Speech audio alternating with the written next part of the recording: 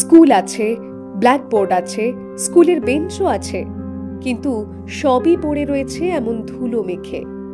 গোটা হাই স্কুলে যে একজনও পড়ুয়া নেই। তবে নির্ধারিত সময়ে নিয়মিত স্কুলে আসেন 6 জন শিক্ষক শিক্ষিকা।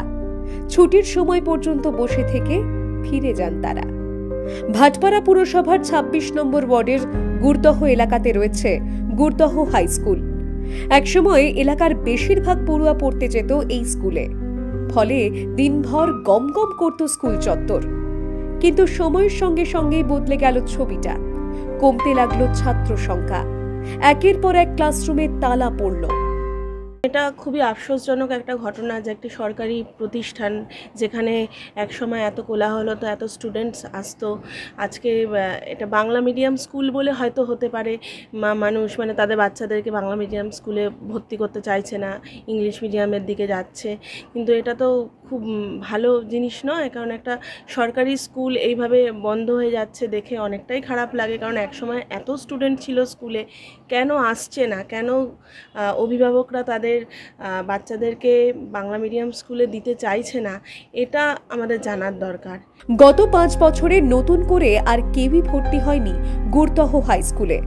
হতাশায় স্যার ও দিদিমণিদের কেউই ক্যামেরার সামনে আসতে চাননি।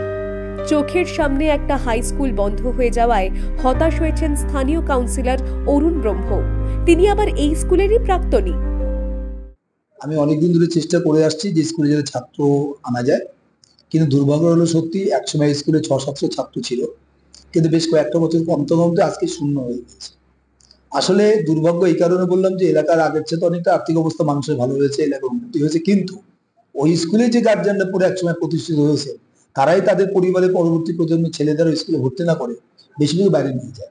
আজকে এটা এই অঞ্চলেরই নয়, টোটাল এরিয়ারই এরকম একটা ট্রেন্ড দেখছি যে নিজের পাড়ার স্কুল, নিজের পাড়ার সংগঠন, সামাজিক সংগঠন, ক্লাব, মন্দিরকে ছেড়ে বাড়ির দিকে যাওয়ার একটা প্রবণতা। ইদানিং দেখলাম তথাকথিত ইংলিশ মিডিয়াম স্কুলগুলোর প্রতি একটা বিশাল ঝোঁক বেড়ে গিয়েছে। তাই সরকার পোষিত, সরকার সাহায্যপুষ্ট স্কুলগুলোতে ছাত্র কমতে কমতে আজকে গুরদহ হাই স্কুলের মতো প্রায় শূন্য ছাত্র পড়তে হয়েছে। আমরা চেষ্টা করেছিলাম, এখনো আপনাদের মাধ্যমে আমি আবেদন করি অঞ্চলের মানুষের কাছে, তাদের বাড়ির ছেলেদের গুরদহ স্কুলে পাঠান। শিক্ষক ভালো রয়েছেন, স্কুলে পরিকাঠামো আছে, সরকার তাদের মিড ডে মিল দেয়, পোশাক দেয়, পুস্তক দেয়, শিক্ষকদের মাইনে দিচ্ছেন, কর্মচারী মাইনে দিচ্ছেন, তারপরে তো সমস্যার কথা না। এখানকার শিক্ষক শিক্ষিকাদের অন্য স্কুলে পাঠানোর জন্য আর্জিও জানান তিনি। যারা পড়ান তারা পড়াতে না পারলে তাদেরকে আর মানসিকতা ভালো থাকে, এটা অবশ্যই খারাপ লাগে। তাই তারা চাইছেন অন্য কোথাও নিয়ে যাওয়ার জন্য। তার সরকার নিশ্চয়ই কিছু একটা করবে আশা করি। যে সমস্ত শিক্ষকরা কোনো কাজ নেই, পড়ানোর সুযোগ পাচ্ছেন না, যে সমস্ত স্কুলে অনেক শিক্ষকের প্রয়োজন, সেটা তাদের ট্রান্সফার করে দিলে সরকারের সেটাই সঠিক কাজ হবে বলে মনে করি। ইংরেজি মাধ্যম স্কুলের দাপটে বাংলা মাধ্যম স্কুলগুলির এমন হাল বলে মনে করছেন এলাকার বাসিন্দারা। তবে হাল কিভাবে ফিরবে তা জানা নেই তাদের।